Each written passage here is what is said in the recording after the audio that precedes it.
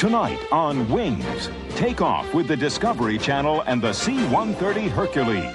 When it was introduced more than 30 years ago, the C-130 revolutionized military airlift.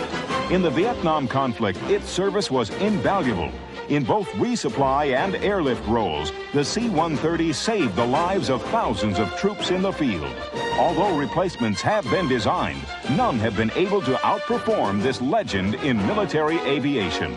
Tonight, soar high with the Lockheed C-130 on Wings.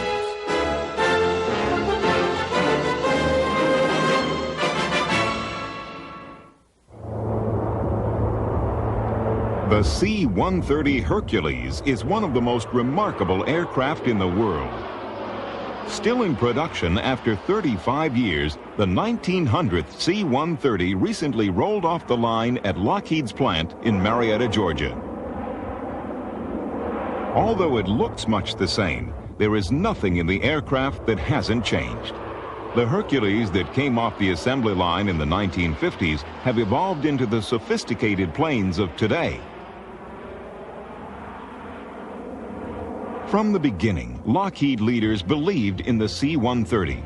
Robert Gross, head of the corporation at the time, predicted that the Hercules would not only meet the demands of the present day, but would be capable of flying well into the future. Looking to replace its older, more cumbersome transports, the Air Force and Army were ready to enter the jet age.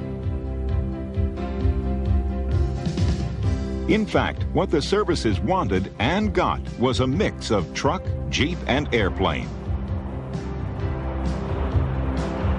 Mr. Bob Roach, Vice President of the Hercules program for Lockheed. They came up with a requirement for a tactical transport that had some very unique demands, such as a drive-on, drive-off capability on the airplane, which required the whole aft end of an airplane to open up, and numerous other unique requirements. And many people who saw the design, including the renowned Kelly Johnson, commented that it was the ugliest airplane he had ever seen. The C-130A made its first flight on April 7th, 1955. Mr. Leo Sullivan was one of its pilots. Well, it's been a long time since the first flight, but I got to tell you that from the day we first flew the airplane, it was probably the finest transport anyone could have. Today, in the C-130, we produce 3 aircraft a month. In days past, we've produced as high as 18 aircraft per month. And Lockheed engineers are busy designing new versions to carry production towards the 21st century. Over the years, Hercules has grown in size, range, and performance. The B model had many improvements. It was equipped with more powerful engines, 4 Allison T-56A-47s, and the 3-bladed propellers were replaced by 4-bladed models. Maximum range was extended to 4,000 miles. Moves were also made to shorten the takeoff distance. Lockheed developed a boundary layer control for the Hercules, adding 2 jet engines to the 4 existing prop jet engines. The jets forced air over the control surfaces, increasing lift, allowing the aircraft to take off after a ground roll of approximately 400 feet. The E model, produced for the Military Airlift Command, increased the cargo-carrying ability of the aircraft to 155,000 pounds. Range was the major improvement for the C-130E. It could cross the Atlantic non-stop. On short, rough fields, Hercules often uses jet-assisted takeoff, or JATO. It cuts takeoff distance from a 1,500-foot minimum to about 800 feet.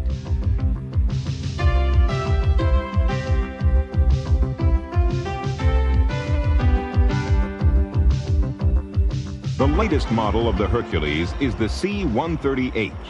Many improvements have brought the aircraft completely up to date. When the armed services needed an aircraft to deliver troops and supplies, the C-130 was there. Lockheed's Hercules introduced prop jet power to transports.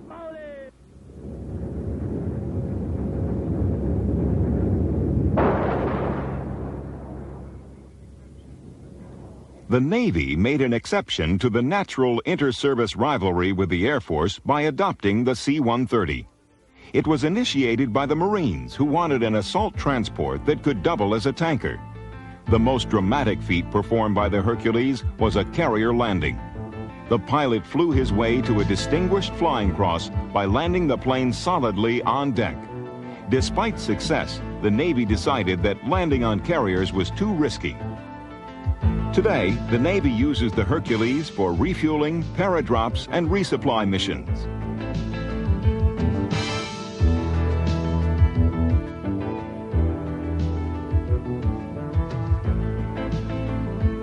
The U.S. Coast Guard flies regular patrols with its HC-130s. They track and mark the huge Atlantic icebergs which threaten northern shipping lanes. An increasingly important role for the HC-130 is detecting and monitoring oil slicks. Once the oil has been sighted, floating barriers can be dropped to help contain it. Because of the world demand for offshore natural resources, coastal surveillance has become more important. Many nations have extended their territorial waters to 200 nautical miles. Coast surveillance teams worldwide have found the Hercules to be an ideal aircraft for maritime patrol. Currently, over 60 countries are finding uses for more than 40 commercial and military versions of the Hercules. Whatever its colors or configurations, Hercules has always been there in time of need.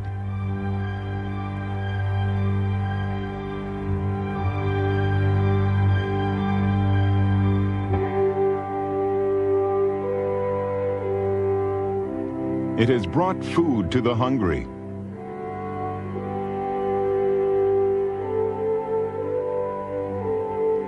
relief to victims of natural disasters,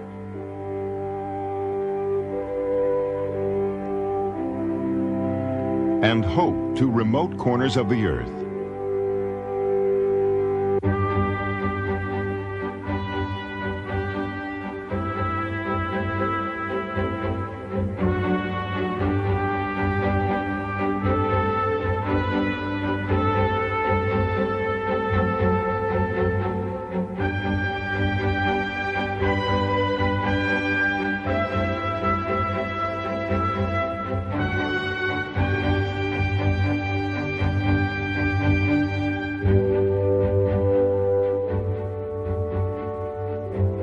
It's little wonder that this flying truck is known to many as the Samaritan of the skies.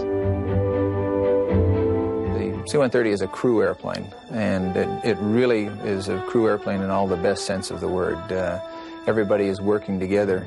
Of course, at different times people have different workloads, but the people flying the airplane flew it as a crew. And many times on the ground you stayed as a crew too. We call it pig and hog and, other little terms that you probably heard today. Especially when we're trying to make it do something like land, talking it down. It's the same thing when you're fishing. You got to talk to the fish, you won't catch it. Just like the airplane, the same thing. Down there, you got to talk it down. It's part of it.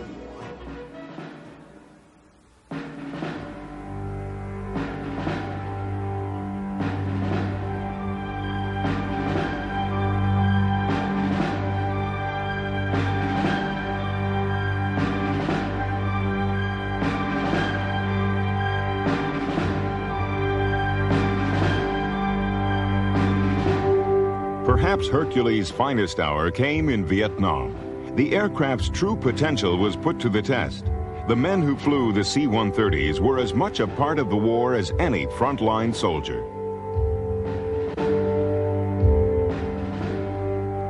The story of the Hercules in Southeast Asia is also their story.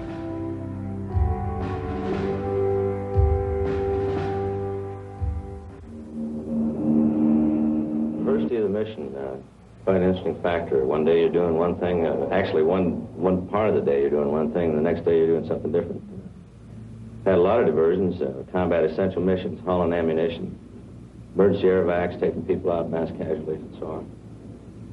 Keeps you on your toes. Yeah, I had a real good diversion last time I was flying a mission, almost through with it, and they diverted me in for emergency blood resupply into a province up north. And it was real interesting. I mean, we weren't expecting it. We thought we were through for the day. Went in there and had to bust a ceiling. It was right down at minimums and land on a short field. It was real slippery. Scared me to hit nervous knees. Touchdown markers, 200 and 500 feet down the runway with red color.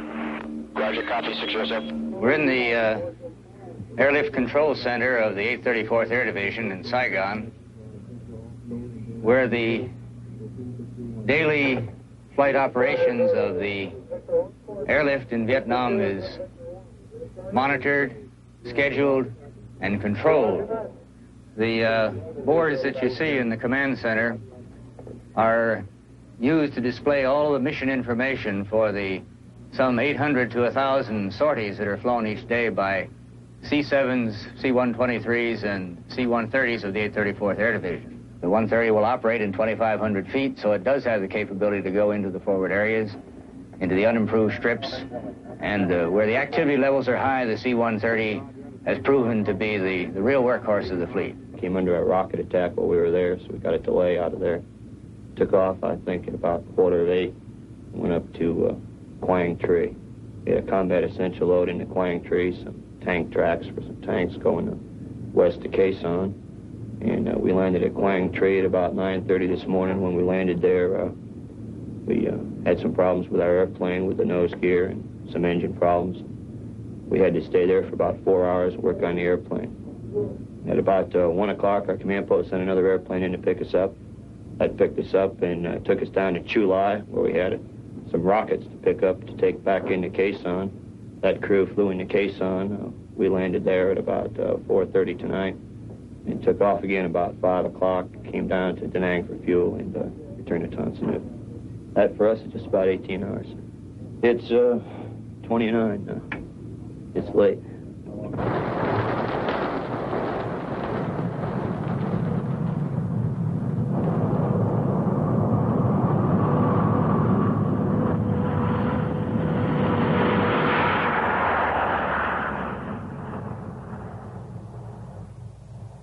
I am a flight nurse with the 903rd Air Medical Evacuation Squadron. We have approximately 20 litters and 53 ambulatory patients. They're the best pilots in the world. They'll land on a dirt strip or they'll land on a piece of steel stuck in the middle of some godforsaken place and do a tremendous job. I think the most difficult landing I've ever been on is at An Toi, which is in the western part of an island off the western part of Vietnam, Phu Quoc Island. And it has a minimum runway, no lighting. And we went in there one night that was just pitch black, raining like cats and dogs, and they had smudge pods and jeeps lighting the runway. And those fellows stuck it down there just beautiful. Well, you hear pros and cons, all from all the troops around. You hear saying we're doing everything over here, and the Vietnamese are not holding up their end. It's their war. They should be fighting more of it. And you get a mission like we had today, and you go up there and you pick up these troops that had saw some that had their legs blown up, some of them burned half to death. And I tell you, you don't get that walking around out on the street. You get kind of mixed feelings, I think. Of course, you're happy to get them out of there because they're hurt. You want to get them back where they can get some treatment, some good treatment. And it's also kind of depressing. You can't get away from that. Of course, that's part of the war. People are going to get hurt. They were fighting their war. There's no doubt about it.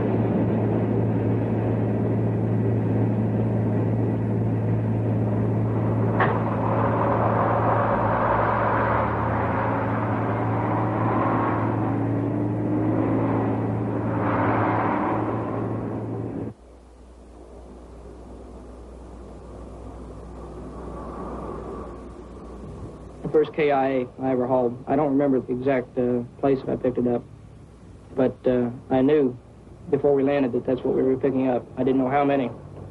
And as it happened, we were empty. We had no other cargo on board. We came in, and they brought an ambulance out. It was an unmarked ambulance. And, of course, I knew they were, GI KIAs.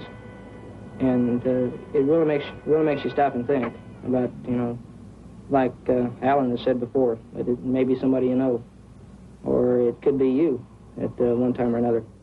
And it's really a bad scene as far as, especially if you've got an empty cargo compartment. There's just you and them, and it seems awful crowded at times.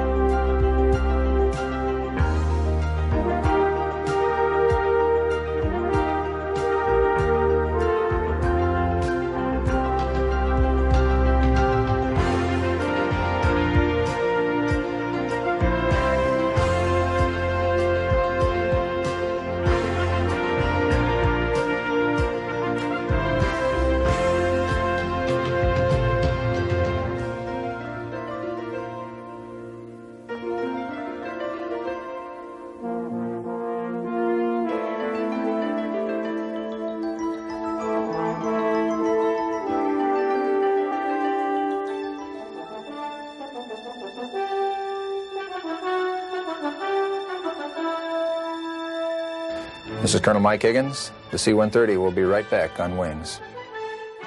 Well, we're back here in Quezon. I was here about 3 years ago, about this time. At the time we were running 130s in support of the Marines.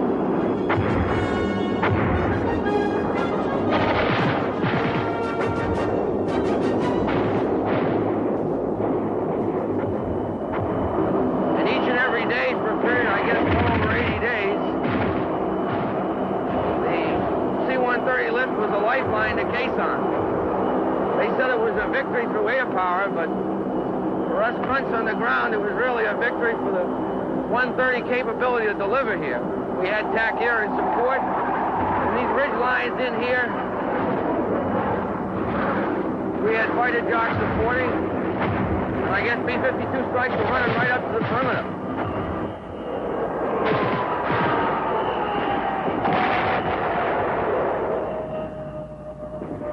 There were days when there was no TAC close air support, and the 130s continued air land. They'd land up in this area, and they'd take fire from the hills surrounding it coming in. They'd be under fire almost constantly, and then when they landed, the NVA and the hills would start flipping a few in on them. So we got the name of calling them mortar bait all the time. Their ground times then used to extend sometimes up to about 1 minute. You'd have 60 GIs run on to get out. Sometimes we keep a little longer for a medevac.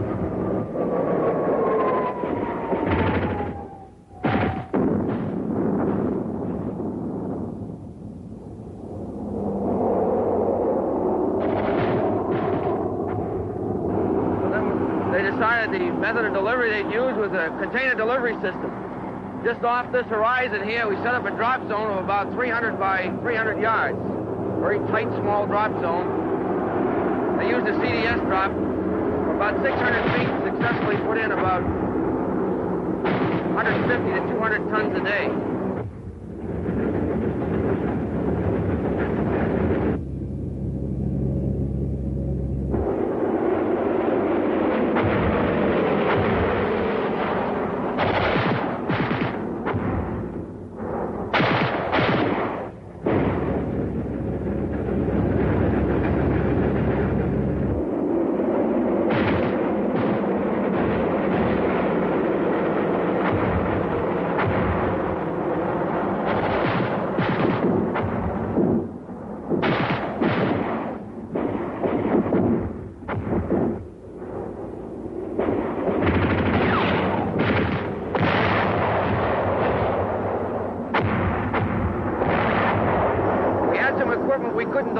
containers, these one-ton containers, heavy bunker and barrier material, some of which you see around Quezon today. We asked the Air Force what they could do. They started with a LAPE, a low-altitude parachute extraction, and they successfully delivered for a number of days just tons and tons of barrier material and supplies.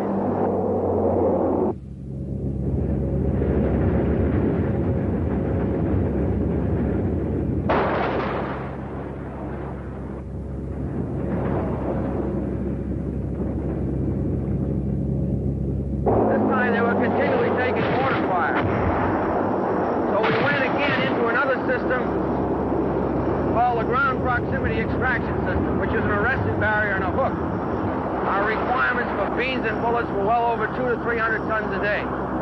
We got a hell of a lot of in with choppers, but the heavy tonnage requirement was moved by the old 130s and TAC. It's been my experience with working with the airlifters during the last stint here that they supported us in the Delta, back into the Ashaw Valley with the first team in Al Louie.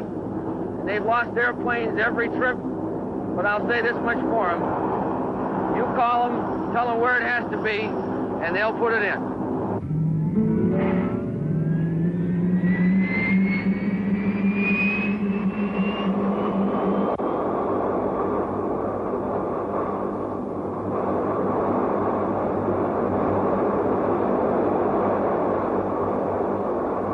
It's a job for airlift all the way. I tell you, man, those damn F4 jocks, those 100 jocks, those buff jocks, they're going to be gone. We're still going to be over here hauling trash. Who's important? Tell me. Who's important?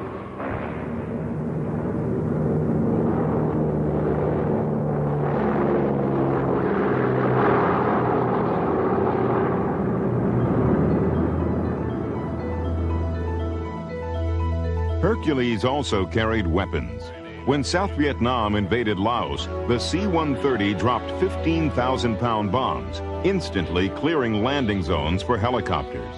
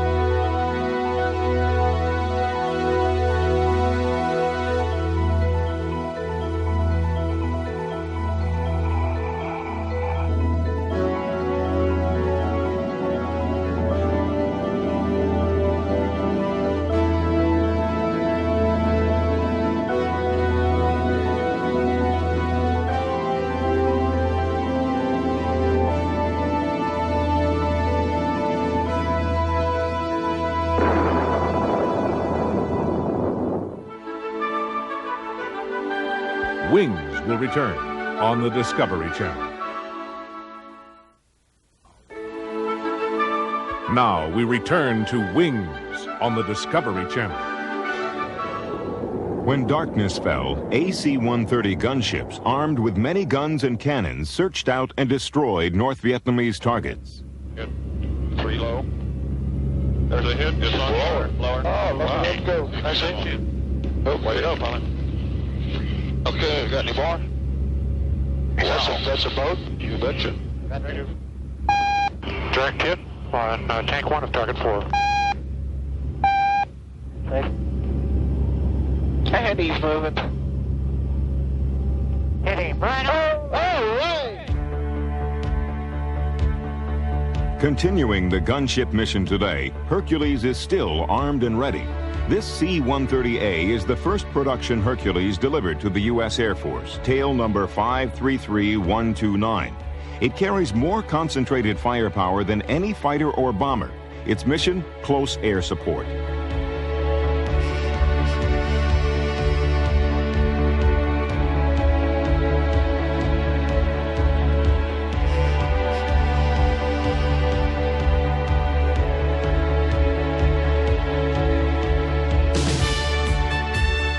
This Hercules Spectre is a member of the only reserve special forces group in the Air Force, the 919th at Duke Field in Florida. 14 crew members fly in this aircraft. 5 are gunners. They're responsible for Spectre's guns, 2 7.6 millimeter miniguns, 40 millimeter Bofors cannons, and 20 millimeter Vulcans. If all 6 guns were brought online at once, their combined rate of fire would be over 17,000 rounds of fire per minute. Spectre is a C-130 that sees in the dark. Using television, electronic sensors, and infrared systems, it locates and destroys enemy targets by night.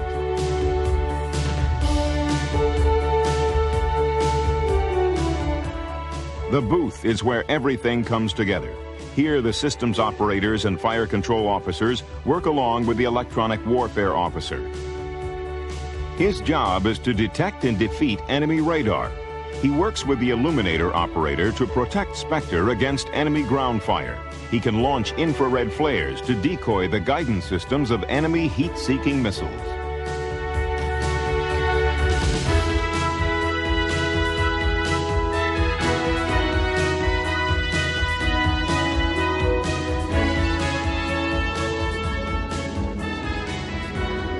And RSA to, RSO hotspots. Over to low, 47 degrees. Too low, 27 pilot. TD is tracking Aslamberg. Got a combo of 5 vehicles. TD is tracking the lead vehicle. Consent is on. Traffic, TD primary. TD is primary. Guns armed.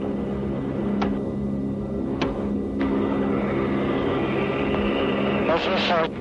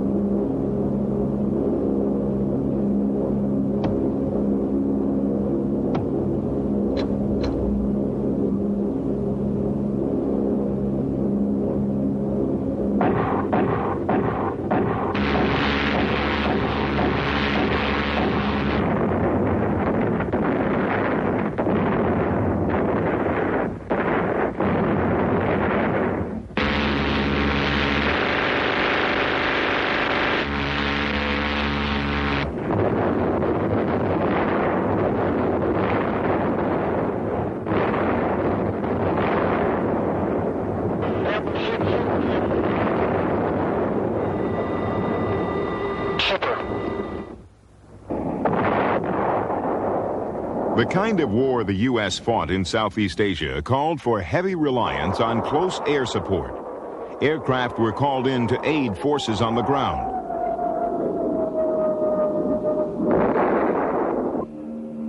Hercules acted as an airborne battlefield command post, or ABCCC.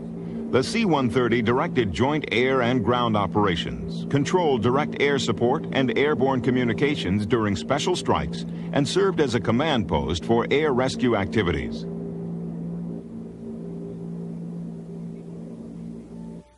The ABCCC featured a boxcar-sized package of communications and observations gear. It was loaded into the C-130 for airborne operations and could also be flown into the forward area and set up on the ground. Hercules continues to serve as a platform for the ABCCC today. The C-130 performed many other functions. The RC-130 version of the Hercules carried a huge camera lens in its belly and was equipped with cameras and special avionics in the cargo area. The RC-130 photographed the landscapes and updated the maps of many countries. Remotely piloted vehicles, RPVs, or drones as they are commonly called, are launched from the DC-130 version of Hercules. Drones have been around a long time. In the Vietnam War, they were accepted as an alternative to manned aircraft. Drones flew over 3,000 missions in Southeast Asia. Of those 3,000, 200 were lost in combat, 200 that could have been manned aircraft.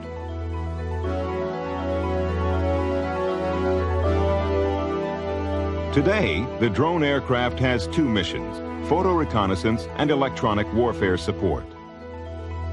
On a photo reconnaissance, the DC-130 launches the drone. It descends to 500 feet and takes pictures of the target. On an electronic warfare mission, the drone flies into a high-threat area and jams the enemy's radar by dispensing chaff or by using its electronic jammers. The drone is monitored by a remote control officer aboard the DC-130. When the drone returns, it is caught mid-air by the CH-3 helicopters. The crews often say that when they're trying to catch the 3,000-pound bird, they're not always sure who's got who. But this rescue helicopter has a firm hold on the situation, thanks to the HC-130.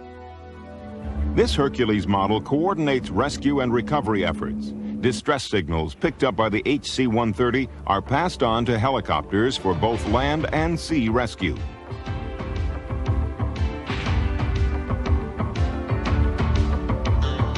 The JC-130 Hercules rescued astronauts returning from outer space. It was also used to retrieve instruments returning from orbit. The aircraft was fitted with hooks and wrench lines. As the space capsule descended by parachute, the JC-130 caught it in midair. Other Hercules were used in creating recovery systems using airborne winches to lift loads into a plane. This led to a new way to catch a ride on the Hercules. The JC Hercules paved the way for the MC-130 Combat Talon.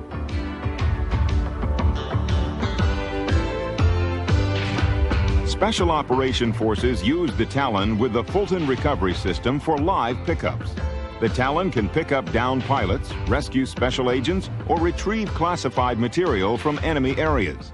The MC-130 and its highly trained crews can fly into places where more conventional planes can't go, thanks to terrain-following radar and all-weather capability.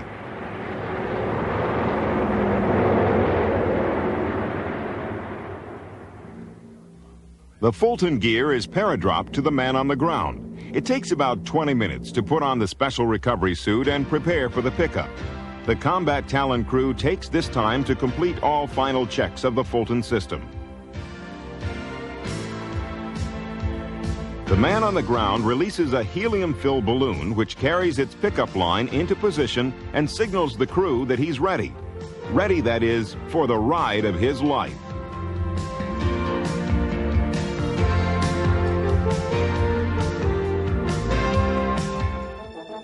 Seen a C-130 that hit a bulldozer on takeoff, and it tore out the ramp, the aft part of the airplane, and it flew about an hour and a half back to Cameron Bay from the forward location with the ramp half hanging out the back of the airplane, and made it okay. I don't think they ever flew the airplane again, but at least it made it back that far.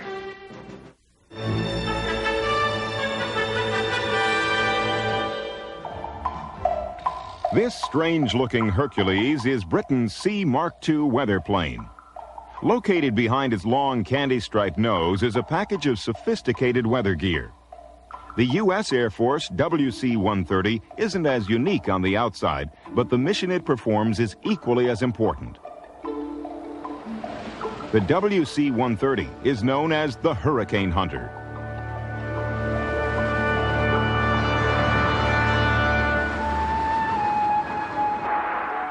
Where most pilots try to avoid severe weather, our pilots and our air crews go looking for the worst weather known to mankind.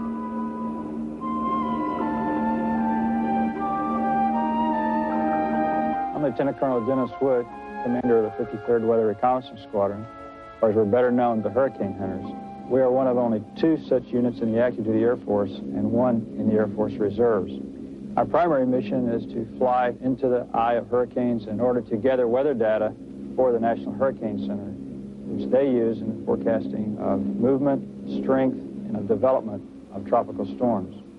The weather officers and drop-zone systems operators are part of their weather service, while the remainder of the personnel are assigned to the 53rd Weather Reconnaissance Squadron. Let's go plot storm. You fly into the weather environment to look at it, to study it, whereas in a normal assignment, you usually stay on the ground to do that. A lot of times we'll go out and fly the same hurricane 3, 4, 5 days in a row. A lot of those times you end up flying about 12 hours. You come back and land and you have 12 hours crew rest and you're out again, the same storm the next day. In this particular mission, a navigator is really important because a computer can be used from point to point, but we don't fly point to point in a storm. We're trying to draw a line to the center of the storm, and it isn't always straight. Every storm's different. Nothing can be decided ahead of time. Once you go through the wall, that's probably the busiest time for us. Not too much thought about the hurricane goes on. If it's real bumpy, you just try and work the best you can. We release the sign into the atmosphere, and it free falls with a parachute, sends back pressure, temperature, and humidity. From that, we take the data, analyze it, and then send it back to the hurricane center. Everything's done in a real safe manner. In over 100,000 flying hours, we've never had a major aircraft accident.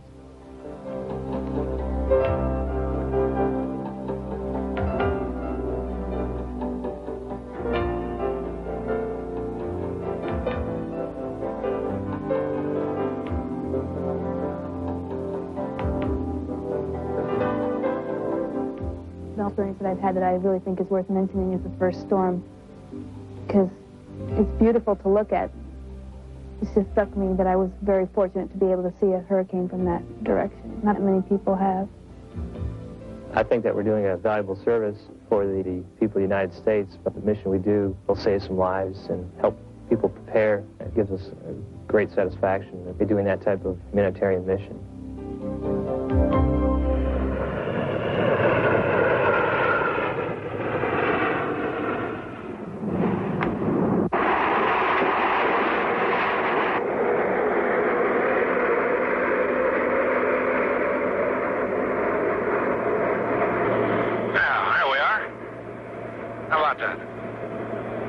Willie Tower, 320 on the deck after GCA for a right turn on.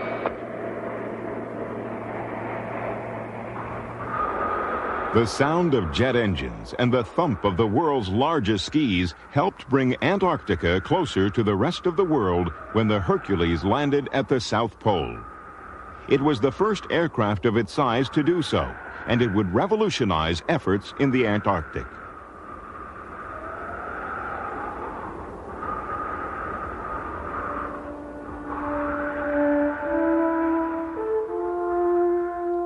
Antarctica.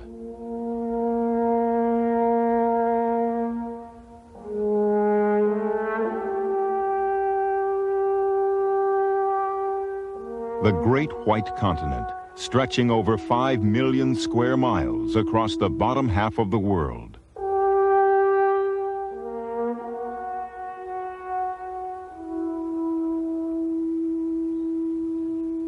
For centuries, freezing temperatures and long polar nights kept the South Pole locked in glacial isolation. Bridging the territory of cold and distance has been the dream of every polar explorer.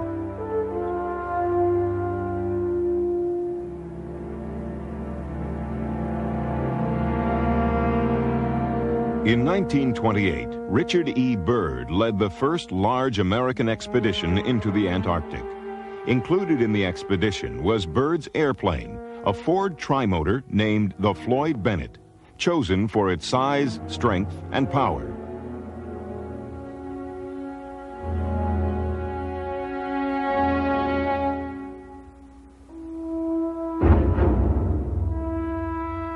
The expedition party struggled with the aircraft, trying to protect it against the merciless elements.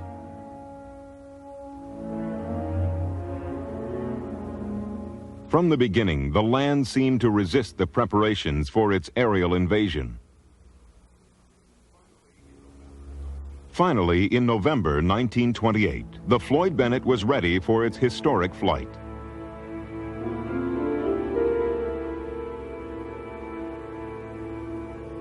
Months of struggle had led up to the most significant test of the airplane in the Antarctic.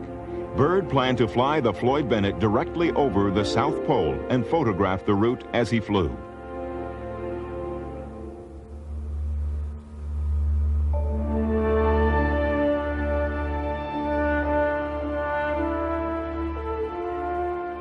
Byrd and the Floyd Bennett took off on November 29th from the base camp at Little America.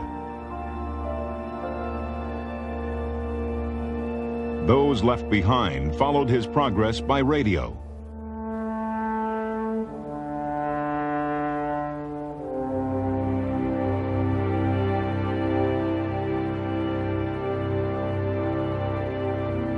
They cheered and wished him Godspeed as he took off. Having come this far, Byrd did not fail in the air. He was jubilant.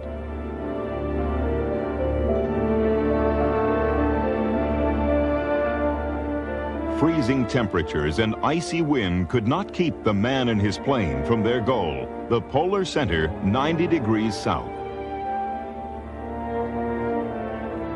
Byrd dropped the U.S. flag as he flew over the exact spot. It was an historic moment.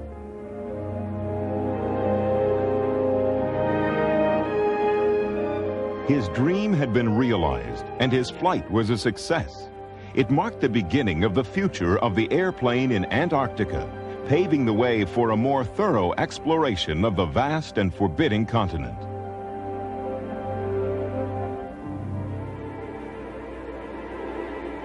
In the 1930s, Byrd made other trips to Antarctica, but not always with the same success. Several airplanes were battered or destroyed in the wind and cold. In later years, skis and prop jet engines would help realize the dream of polar flight and open other areas of the continent for exploration.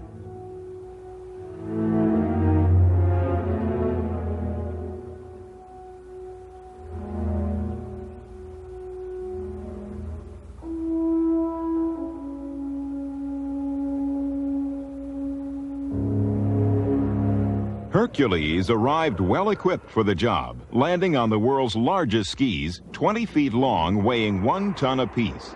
The LC-130 can land on a remote ice shelf as gracefully as on a dry runway.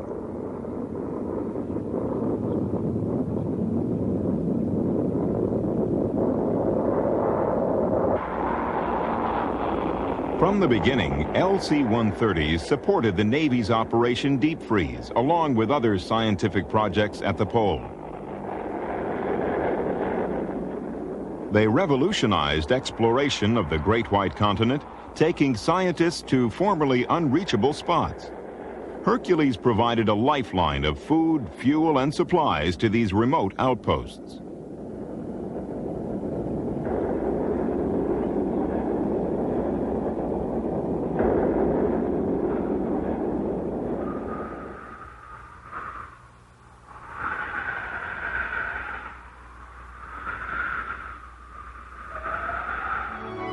At the other end of the world, the L-100 stretched commercial Hercules hauled 100 million average pounds of supplies, food, and equipment to Alaska's oil fields. Hercules also assisted in the transportation of construction materials for the Alaska oil pipeline.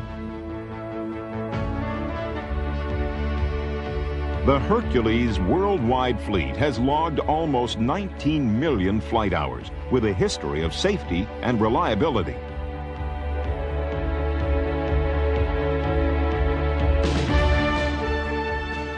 The C-130 Hercules, the workhorse of the jet age.